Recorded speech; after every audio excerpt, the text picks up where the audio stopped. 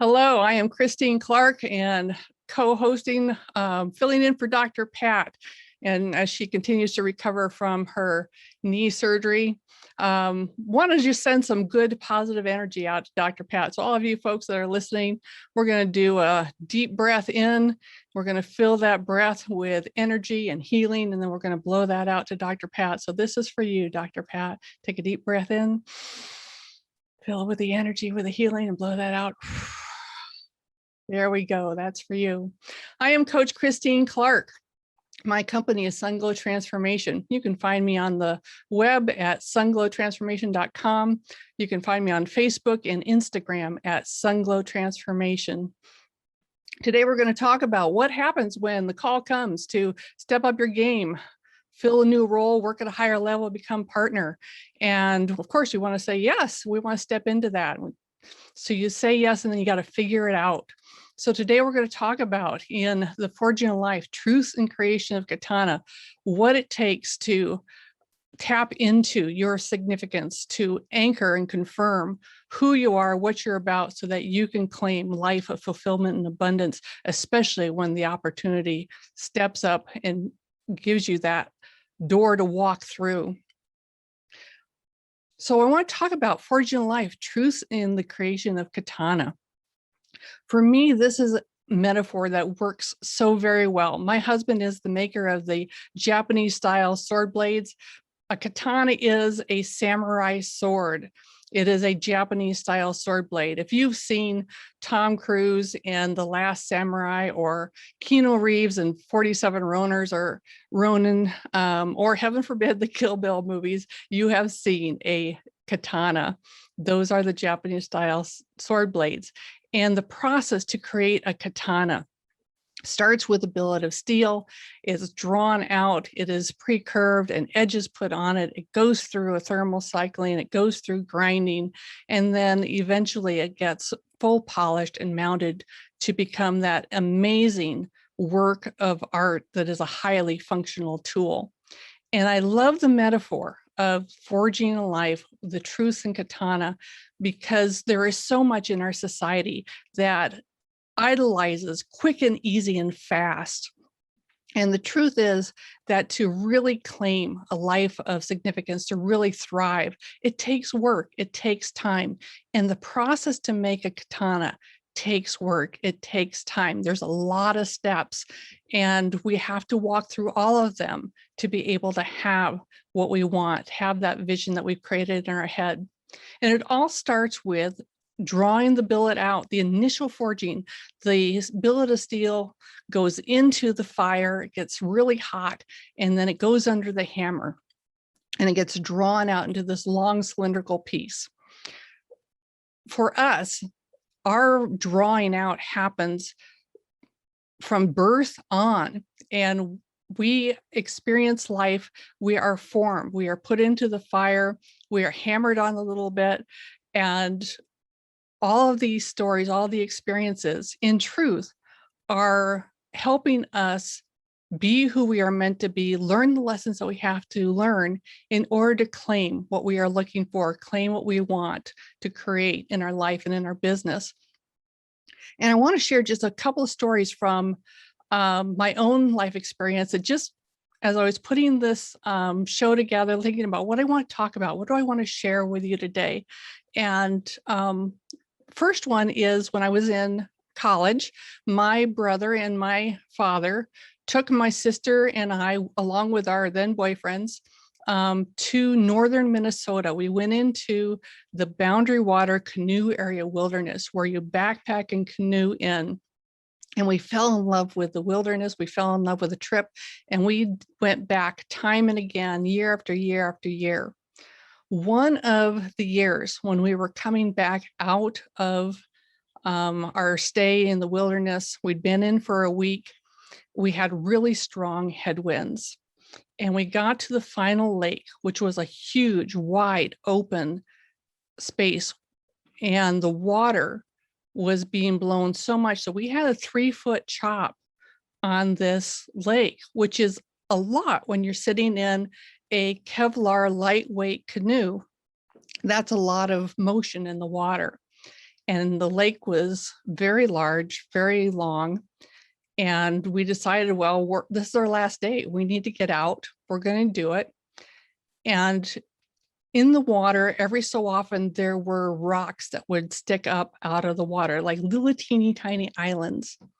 And so we set off from the shore we were on, heading for the landing, and went for the first set of rocks. And it took all the strength we had. I remember I was kneeling in the front of the canoe, plunging my paddle as far into the water as I could, giving it all I could have. And we made it to the first set of rocks. And there we were able to catch our breath, breathe a little bit, and then set out again. And it took us 3 tries to move from that first set, because every time the nose of the canoe got past the rocks, the wind would catch us and spin us around. And finally, we were able to straighten out, be straight into the waves, because if you got caught sideways, it was enough that it could roll us, dump us in the water. And we got to the second set of rocks, and then we got to the shore, and we were able to pull the canoes up onto the land, and we made it. We were exhausted, we were enthralled, we were excited, and we made it. The other story I want to share with you is when I left corporate America to become a solo entrepreneur. I was working as an underwriter for auto and home insurance, been doing that for 7 years, putting in 50 and 60-hour weeks.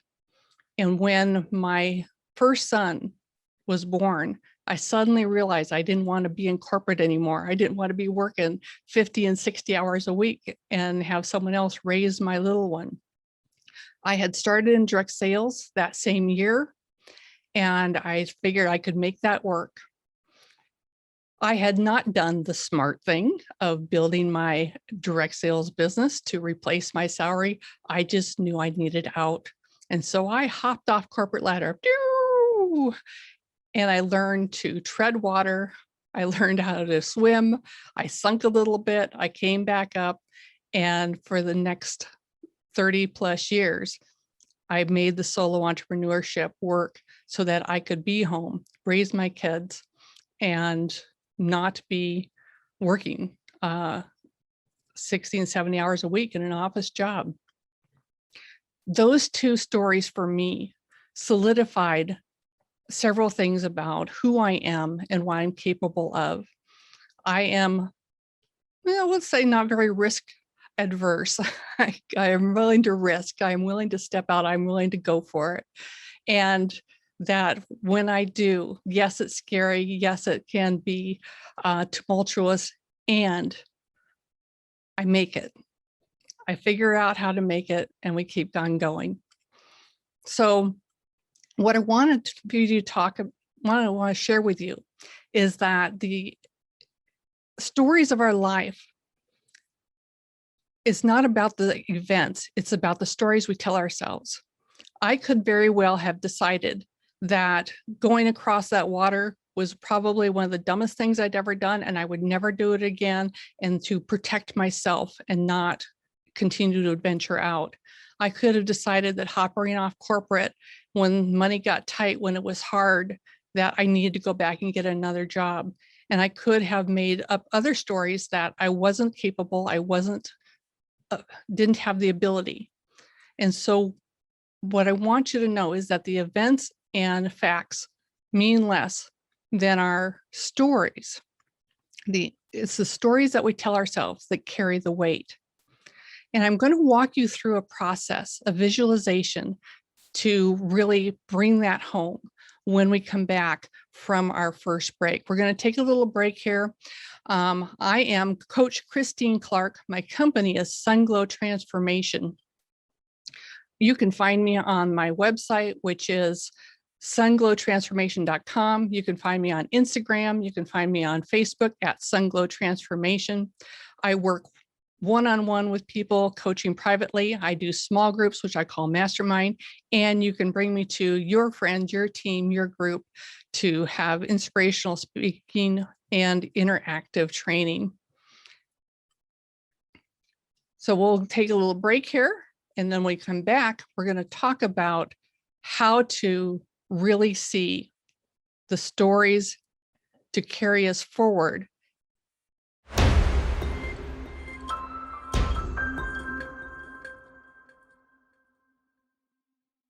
Hello, this is Coach Christine Clark, and this is Forging Life, Truth and Creation of Katana. We're talking about connecting to those pieces of our story that help us succeed in life and in business.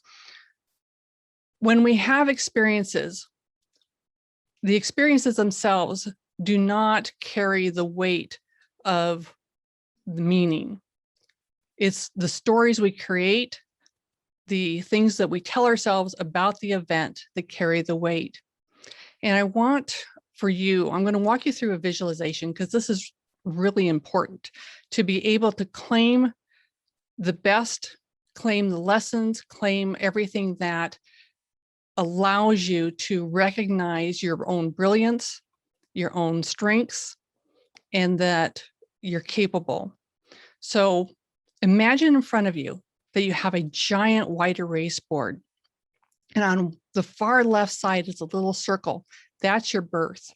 And on the far right side is another circle that is current today. And in between is all this space. And you're going to put some X's, and they're going to be all over the place, filling up the space in between. Kind of like a football playbook. I want you to put X's for every time things went badly, for every time you didn't get the outcomes you wanted, for every time there was an argument, for every time you were short-tempered, for every time that you were hurt, for every time that there was loss. And if you fill up that space with all these negative events, you're going to have an absolutely 100% true story of your life from birth to the present moment. But now I want you to take a big, giant, wide, dry erase brush, and you're going to fill in back and forth. So that board is completely black now, except for the circle on the left where you're born and the circle on the right where you are now. And instead of X's, we're going to put stars all over, up, down, through the middle. And I want you to put stars for every time you succeeded, every time you won, every time there was a hug, every time there was love, every time there was understanding, every time you learned and saw a new perspective, every time you risked and stepped out and tried something new. And now you're going to have a board that is completely filled with an absolutely 100% true story of your life. And the question is, which board are you going to look at? Are you going to look at the board with the X's, or are you going to look at the board with the stars? And that's what it means to write the stories, to support yourself, to claim all of the best, and then live in that to move yourself forward. So that's part of the initial forging in the katana that draws us out. And what the drawing out is preparing us to be able to take on and continue forward. The next part of the process of creating a katana is the pre-curve. Now the blade gets bent into a big U shape, and it's done that way so that when you put the bevel on, you have to put an edge on. And so you got the inside of that curve is going to get bevels put on it. And as those bevels put on it, you're forming an edge and the curve straightens out. It is the pre-planning. This is the intellectual process of deciding how you're going to get what you want. For us, it's when we invest in education, when we invest in training, when we learn new skills, new tools, when we do our business plan. That's all the pre-curve. It's a very intellectual process to set it up, to create the framework for success. And we set it all up. We make it work for ourselves. Now, the thing about the pre-curve, the thing about our planning, our training, is it prepares us, and it's all intellectual. When you actually implement, when you take that pre-curve and you start putting on the bevels, making that edge for yourself, that's an emotional process. The intellectual is the setup, the implementation is an emotional. And we are each on our unique path. And if you picture yourself being on the top of that curve, looking forward, the curve is going to disappear in front of you and you can't see it. And as you take steps, as you begin to do implementation, then little by little, you'll see a little further down the path, a little further down the path, a little further down the path. So you're learning as you go. Now, if you have a perfectly straight paved path in front of you, that's not your path. We love to have the simplicity. We want somebody else to tell us that it's all going to be perfect. We buy into programs and we read books and that promise us that if we do the 3 easy steps, we'll have it made. And all of that is lovely intellectual knowledge, but you have to walk your own path. You have to straighten that blade one step at a time, one hammer blow at a time, and walk your own path. And if you can see it, it's not yours, it's somebody else's, and it's not going to get you where you want to go.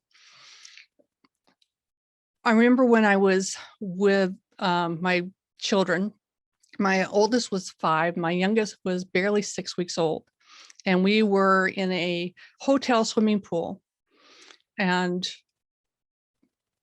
I'm holding the 6-month-old, and we're in the shallow end, and my older son is working his way around the pool and along the edge. And he gets all the way to the far edge of the pool where it's about 5.5 feet deep, which is way deeper than he is tall. And he suddenly loses his grip on the side and goes ploop underneath the water. And that is how fast things can change for us. We have the structure, we have the plan, we've done everything right, and then life happens to us. And then we're in the emotion.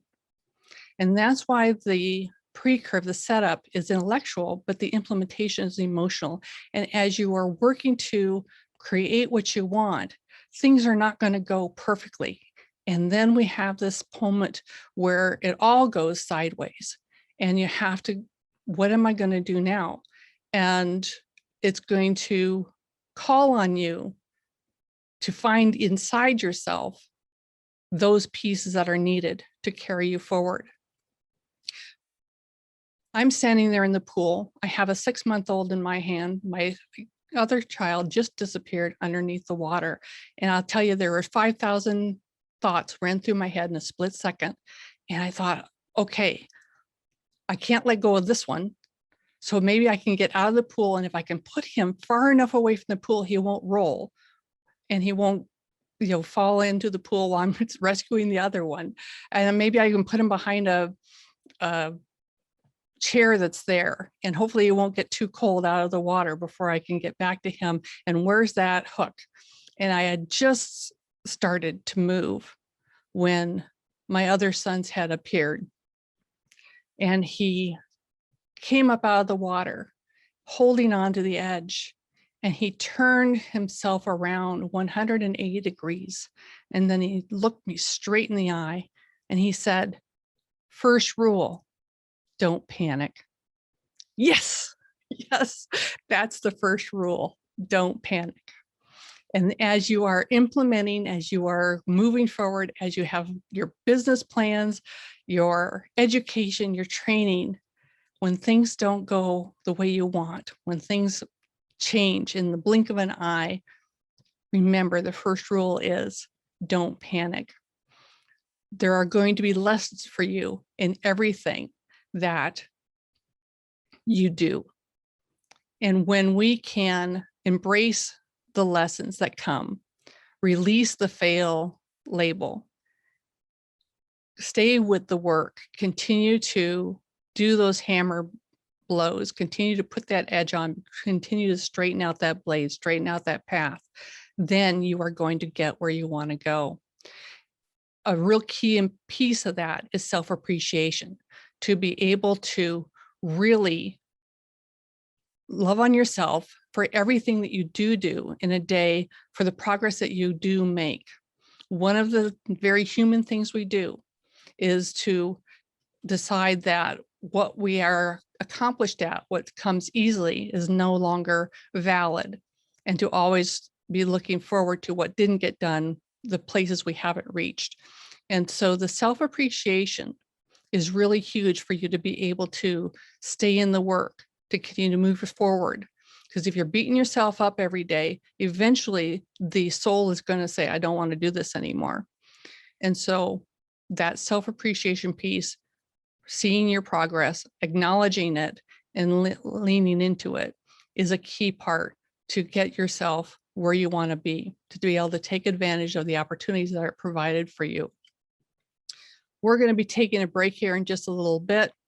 I am Coach Christine Clark. My company is Sunglow Transformation. You can find me at sunglowtransformation.com, where you can leave comments on my blog. You can listen to the podcasts, and you can sign up for a free coaching session there as well. Follow me on Instagram and follow me on Facebook at Sunglow Transformation. And we're going to be talking about thermal cycling when we come back, which is the process of being immersed and the internal transformation that happens when we are totally immersed in the work. It's one of the best parts of the katana blade. I absolutely love this part because of the transformation. So when we come back, we're going to talk about face-centered and body-centered.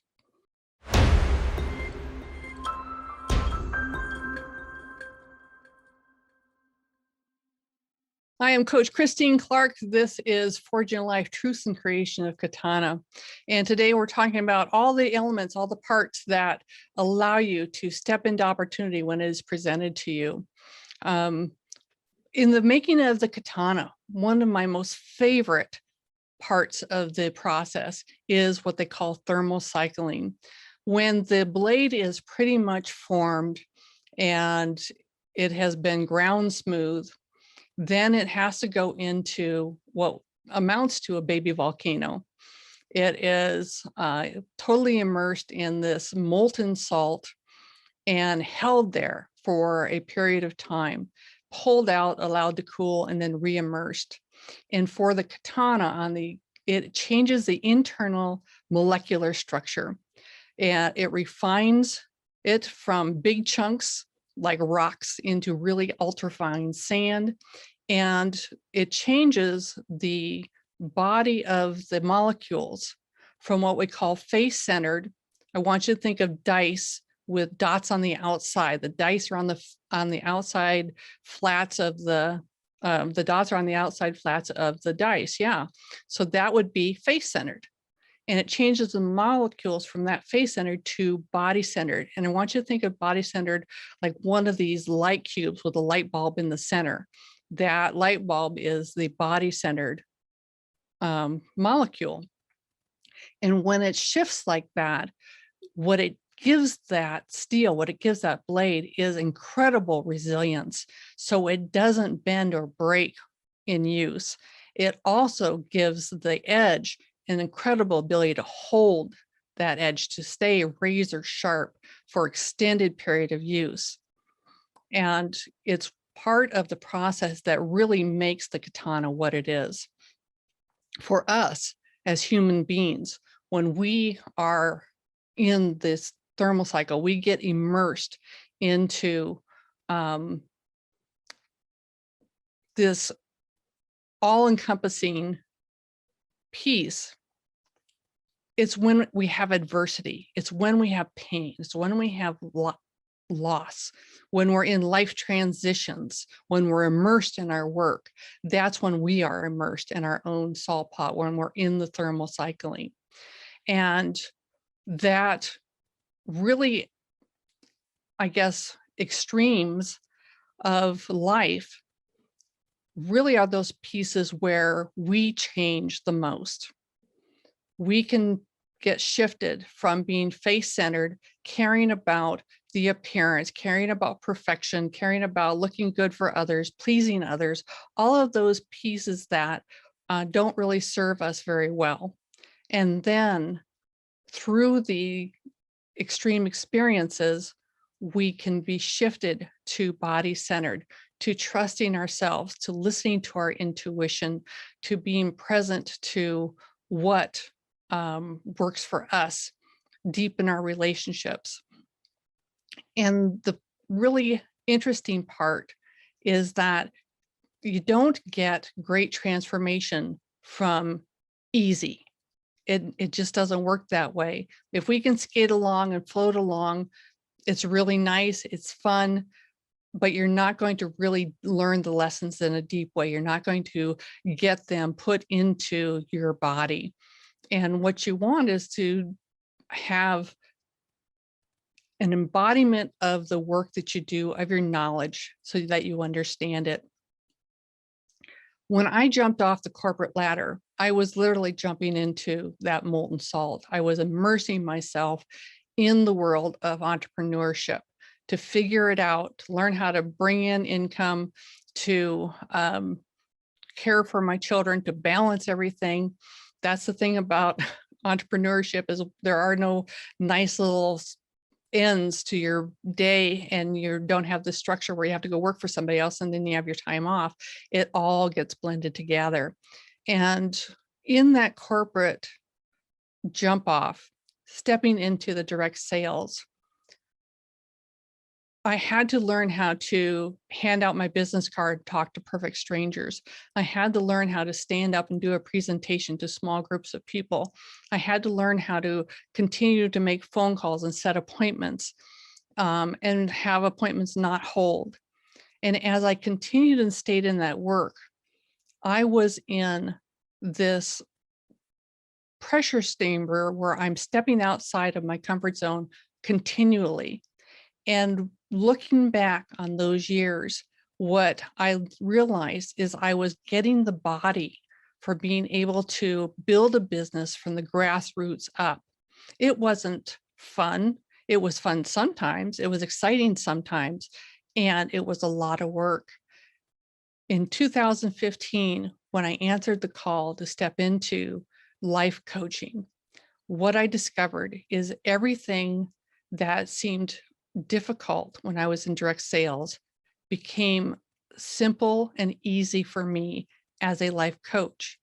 I knew how to build a business from the grassroots up, to connect with people one-on-one, to have them experience me through speaking and through engagement.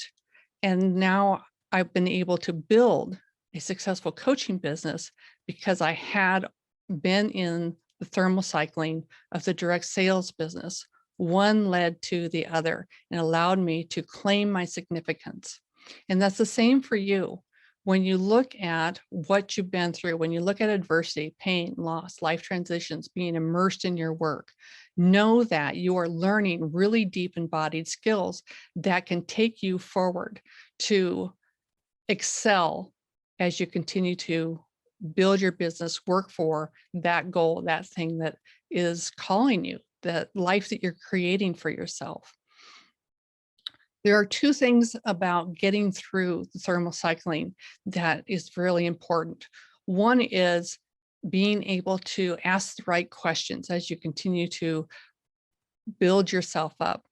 This is asking why and how. Sometimes when we are not getting the outcomes that we want, when it seems like it's a struggle, when we are caught up and we ask, why is this happening to me? Why can't I move forward? Why is everybody else seeming to do it so simply? And why is this a chore for me?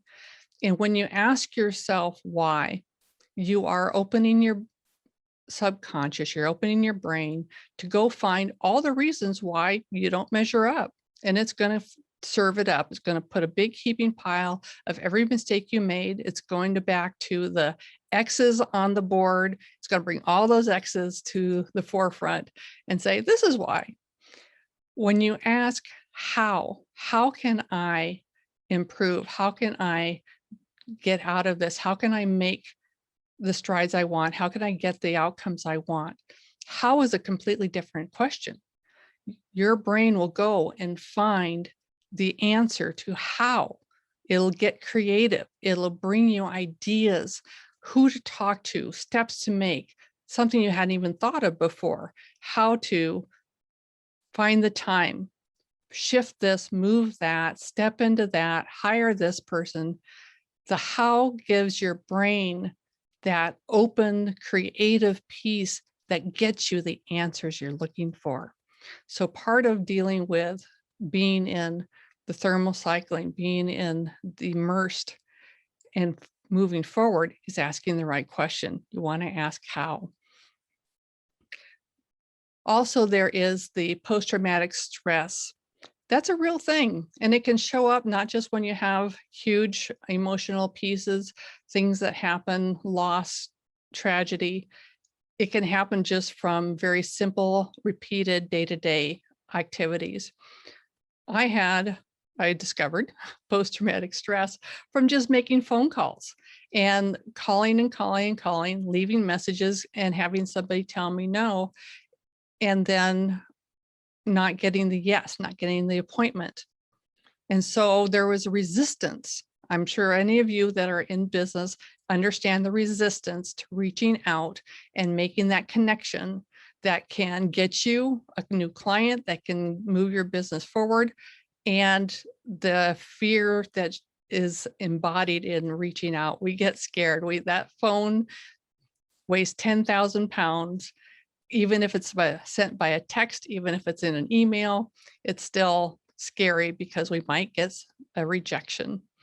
And so recognizing that it takes time to see that and to know that the only way forward is to look at the wins, to know you're going to get the yeses, and that it's just part of the business, part of the numbers, to not take it personal, to really focus on the win of what you're doing.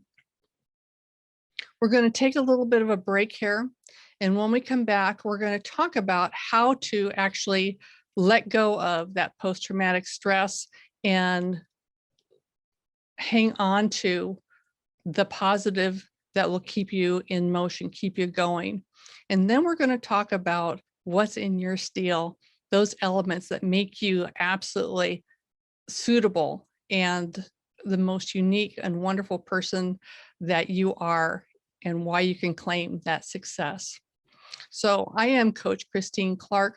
You can find me at sunglowtransformation.com. Find me on Instagram and Facebook at Sunglow Transformation. You can, on the website, you can look at my blog and leave comments. You can listen to all the previous podcasts, and you can click on the link for a absolutely free coaching consultation. Would love to have the conversation with you. It's fun to connect.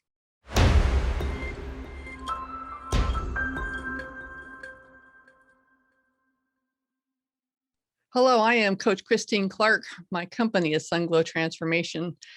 And we are talking today about forging a life and those pieces that help you claim the opportunities when they are presented.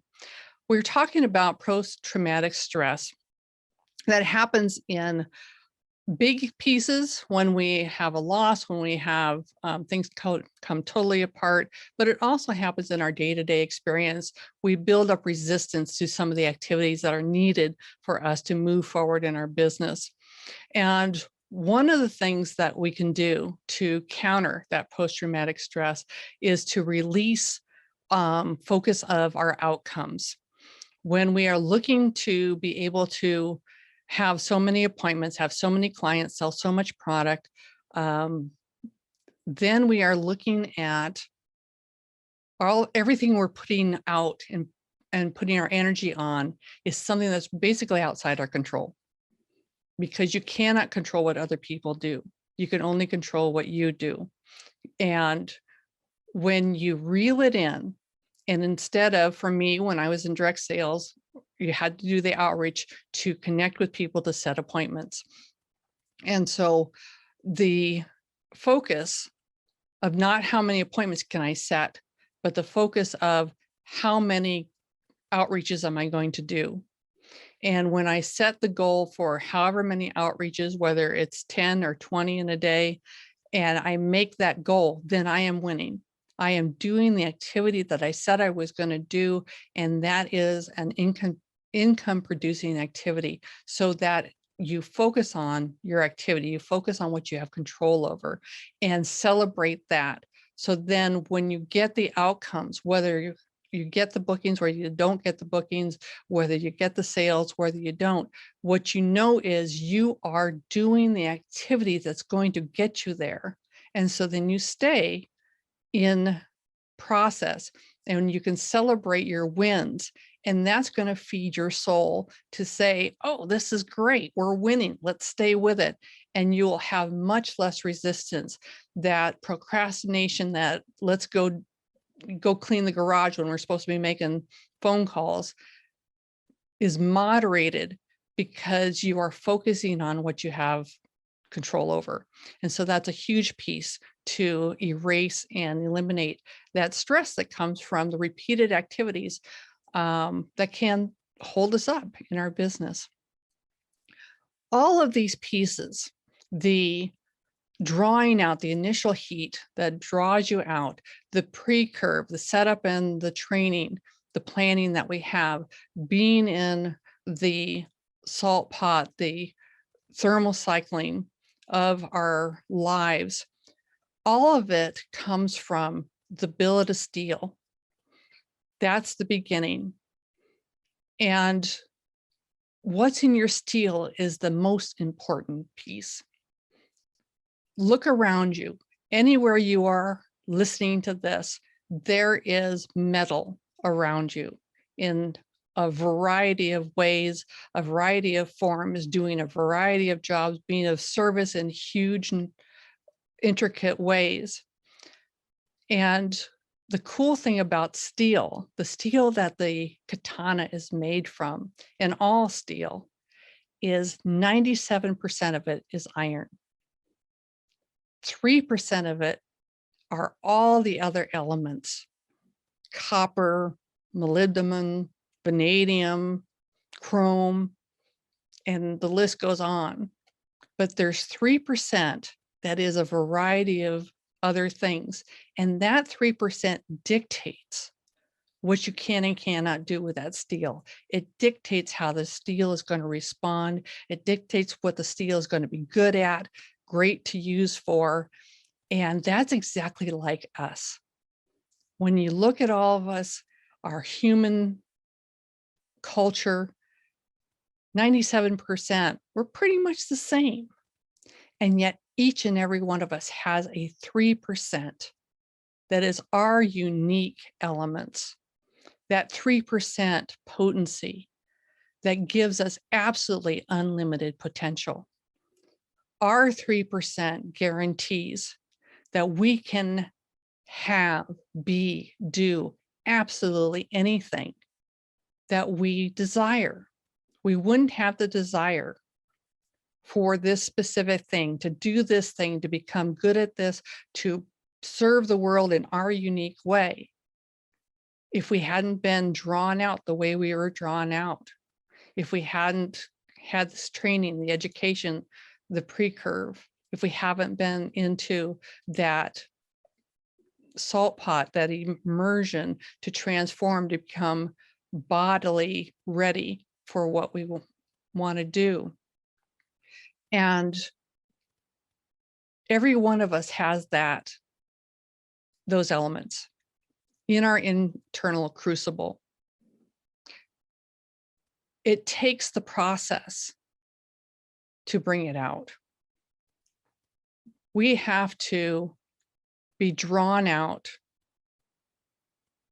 We have to be pre-curved.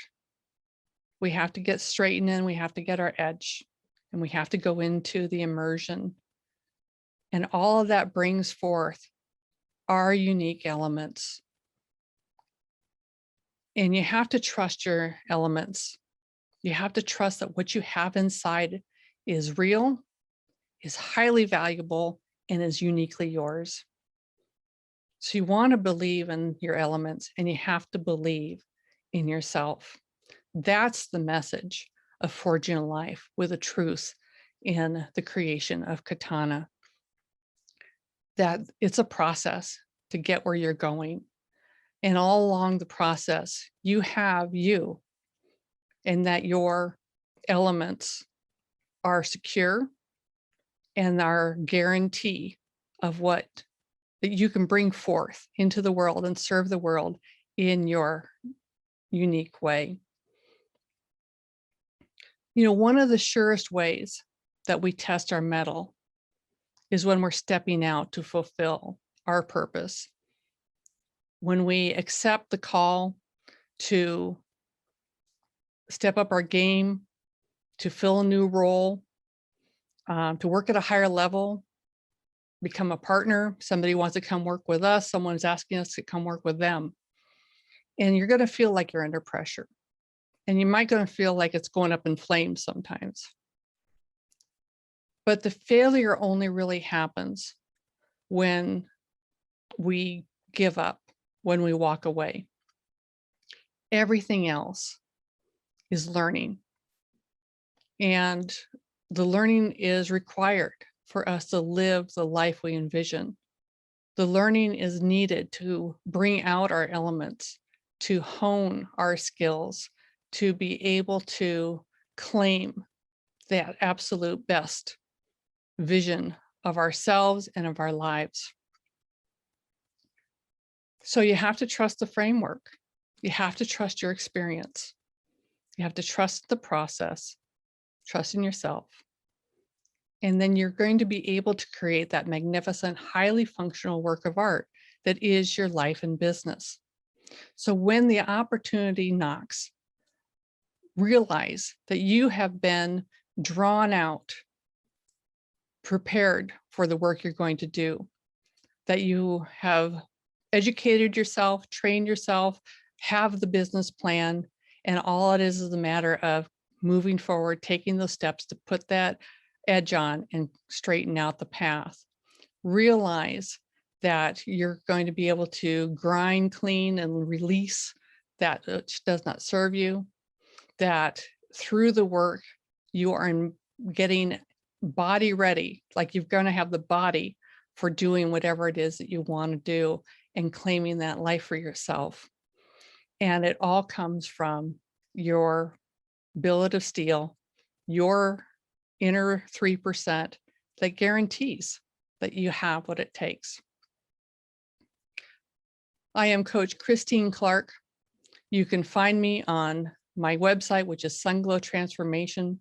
There you can read the blog and comment. You can listen to podcasts. You can sign up for a free coaching consultation. I love working one-on-one with people. I work in small groups, which I call masterminds. And you can bring me to your people, your team, to speak, to inspire, and to do interactive training. It's been a delight, been great having you here. Until next time, thank you.